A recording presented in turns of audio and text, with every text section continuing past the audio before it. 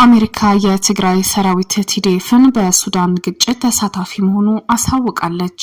በአውቶቡስ ላይ ድንጋይ በወረወሩት እናቶች ላይ እርምጃ ሊወሰድ መሆኑ ተሰምቷል። እናስቃኛችኋለን። በትግራይ ክልል እየተካሄደ ባለው የግዳጅ ወታደራዊ ምልመላ ከሚታፈሱ ሰዎች መካከል አብዛኞቹ ከ18 ዓመት በታች መሆናቸው ተረጋግጠዋል። በኢትዮጵያ ድንበር ከባድ ውጊያ እየተደረገ ነው። እንደምን ቆይታችኋል? የቻናላችን ቤተሰቦች ዋና ዋና ነጥቦችን በማንሳት ዛሬ ወቅታዊ መረጃዎችን ልናስቃኛችሁ ደርሰናል። ቻናላችን ላይክ፣ ሼር፣ ሰብስክራይብ በማድረግ ይከታተሉን። ወደ ዝርዝሩ እንለፍ። አሜሪካ የትግራይ ሰራዊት ቲዲኤፍን በሱዳን ግጭት ተሳታፊ መሆኑን አሳውቃለች። የአሜሪካ ሴኔት የውጭ ግንኙነት ኮሚቴ በሱዳን ያለው ቀውስን ለማስቆምና የውጭ ኃይላትን ጣልቃ ገብነት ለመግታት ያለመውን በሱዳን የሰላም ረቂቅ አዋጅ የተሰኘው የህግ ረቂቅ በይፋ አስታውቋል።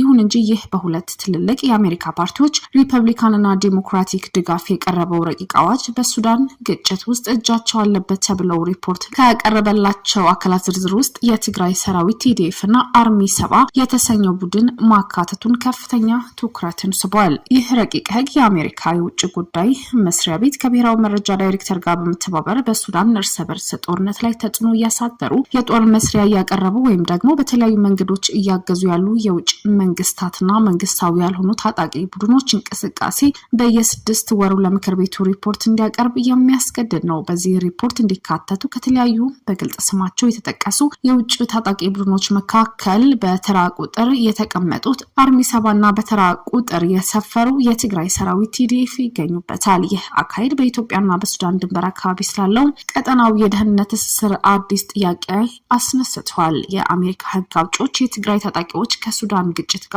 በምን መልኩ እንደተቆራኙ አነጋጋሪ አድርጎታል። ረቂቅ አዋጁ እነዚህ አካላት በዝርዝር ውስጥ ማካተቱ ብቻ ሳይሆን በቀጣይ በሱዳን ላይ ላሉ ተዋጊ ወገኖች ማለትም በሱዳን መደበኛ ጦር ወይም ለፈጣን ድጋፍ ኃይሎች አርኤስኤፍ የፋይናንስ የሰው ኃይልና የሎጂስቲክስ ድጋፍ የሚያደርጉ የውጭ አካላት ላይ ጠንካራ ማዕቀብ ለመጣል የሚያስችል ስልጣን ለአሜሪካ ፕሬዝዳንት ለሚሰጥ ነው። የዚህ ረቂቅ ህግ ዋና አቅራቢዎች የሆኑ ሴናተር ጂም ሪሽ እና ሴናተር ክሪስ ኩንሱ እንደገለጹትም የሱዳን ጦር በአሁኑ ወቅት በዓለም ላይ አስከፊው ሰብአዊ ቀውስ እየመጣ መሆኑን ተከትሎ የአሜሪካ መንግስት በግጭቱ ዙሪያ ያለውን ተዋናዮች ተጠያቂ የሚያደርግበት የህግ መስሪያ ያስፈልገዋል። ረቂቅ ህጉ በአሁኑ ወቅትም በሴኔቱ የውጭ ግንኙነት ኮሚቴ በኩል ተቀባይነት አግኝቶ ወደ ቀጣዩ የምክር ቤት የውይይት መድረክ እየተመራ ሲሆን ከህዝብ ተወካዮች ምክር ቤትም ተመሳሳይ ረቂቅ ጋር ተጣጥሞ ከጸደቀ በኋላ በቀጥታ ወደ ፕሬዝዳንቱ የፌርማ ጠረጴዛ እንደሚሄድም ይጠበቃል። በአውቶቡስ ላይ ድንጋይ በወረወሩት እናቶች ላይ እርምጃ ሊወሰድ መሆኑ ተሰምቷል።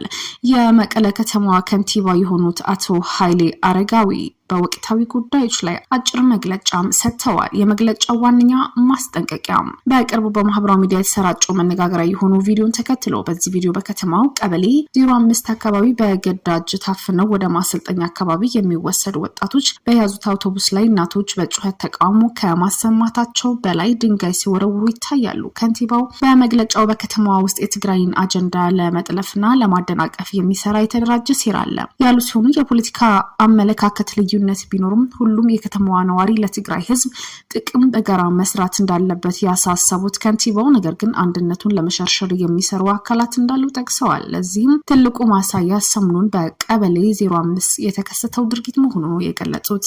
በቀበሌ 05 የተፈጠረው በማህበራዊ ሚዲያ የተሰራጨው ድርጊት መገምገማቸው ያሳወቁት ከንቲባው ጨምረው የተፈጠረው ነገር ወጣቶችን የማስገደድ ያለማስገደድ ጉዳይ ሳይሆን የጸረ ትግል አካላት የተቀናጀ ተግባር ነው ያሉ ናቸው። በዚህ ድርጊት ላይ የተሳተፉት ላይ ምርመራ እየተደረገ መሆኑ ያስታወቁ ሲሆኑ ተጠያቂነት የማረጋገጥ እርምጃ እንወስዳለን ሲሉም ተደምጠዋል። በሌላ ዜና በትግራይ ክልል እየተካሄደ ባለው የግዳጅ ወታደራዊ ምልመላ ከሚታፈሱ ሰዎች መካከል አብዛኞቹ ከ18 ዓመት በታች መሆናቸው ተረጋግጧል። በክልሉ የሚካሄደው ሰዎችን በግዳጅ ወታደራዊ ምልመላ ወይም ደግሞ ለጦርነት የማሰማራት ተግባር እንደ ጉልበት ብዝበዛና የጦር ወንጀል ሊቆጠር እንደሚችል ታውቋል። መንግስታዊ የሰብአዊ መብቶች ተቋማት በቅዳሜ ዕለት ባወጣው መግለጫ በመቀለ ከተማ ወጣቶች ሲታፈሱና ነዋሪዎችን ተቃውሟቸው ሲገልጹ ያሳያሉ የተባለው ቪዲዮዎች በማህበራዊ ሚዲያም ተሰራጭተዋል። በህወሓት ሊቀመንበር ዶክተር ደብረጽዮን ገብረ ሚካኤል የሚመራው የክልሉ ካቢኔ በመቀለ 05 ቀበሌ ተፈጽሟል የተባለው ክስተት እንደሚያጣራ መናገሩ የሚታወቅ ሲሆን በተለይም ደግሞ የሰብአዊ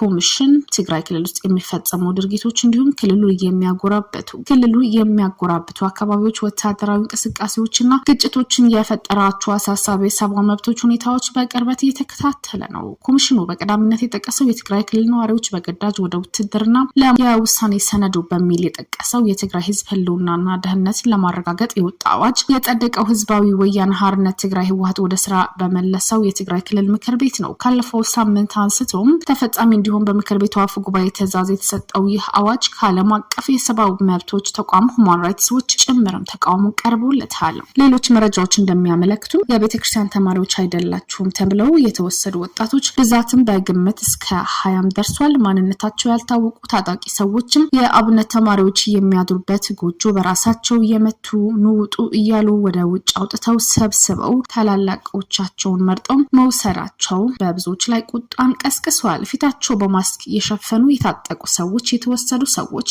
የት እንዳሉ በትክክል ያልታወቀ ሲሆን ይሁን እንጂ ተወስደዋል የተባሉ ተማሪዎች ስልክ ደውለው ማሰልጠኛ ካምፕ ውስጥ እንደሚገኙም ተናግረዋል። ስለዚህ ጉዳይ የተጠየቁ የህወሓት ቃል አቀባይም እንዳሉት ትክክል አይደለም ሲሉ አስተባብለዋል። በተለይም ደግሞ አልተካሄደም እንደዚህም አልተደረገም የሚሉ መረጃዎች እየወጡ ሲሆኑ እንደ መንግስትም እንደ ድርጅትም እንደዚህ አይነት እንቅስቃሴ እንዲደረግ በፍጹም አንፈቅድም ሲሉ በህወሓት ቃል አቀባዮችም ጉዳዩን አላደረግንም ሲሉ የካዱም ይገኛሉ። ደግሞ እንደ ህዝብ ትራንስፖርት ተሽከርካሪ መቀለ ከተማ ኢላላ በተባለው አካባቢ የመጀመሪያ ደረጃ ትምህርት ቤት ደጃፍ ላይ ቆሞ ከግቢው የሚወጡ ወጣቶች ሲጭን የሚያሳይ ቪዲዮ መለቀቁ ይታወቃል። ከመኪናው ጀርባ በርቀት በርካታ ሰዎችን ቆመው ይታያሉ። ይህ ሰሞኑን የተከሰተው ክስተት ተሽከርካሪዎች የተንቀሳቀሱ ባሉበት ሰዓትም ድርጊቱ የተቃወሙ ነዋሪዎች በመኪናው ላይ ድንጋይ ወርውረዋል። ሌላ ቪዲዮ ላይ ደግሞ ተቃውሟቸው እያሰሙ እንደሆነም የተገለጸ ነው። የእነዚህ ቪዲዮዎች ትክክለኛነት በገለልተኛነት አካል ማረጋገጥ ባይቻልም በዚህ ዕለት የክልሉ መገናኛ ብዙሃን በሆነው የትግራይ ቴሌቪዥን የቀረቡት ኮሚኒኬሽን ጉዳዮች ቢሮ ኃላፊ ዶክተር አብርሃም ሀጎስ ስለዚህ ጉዳይ አናቅም እንደዚህ አይነት ነገር የለም ሲሉ የተደመጡ ናቸው።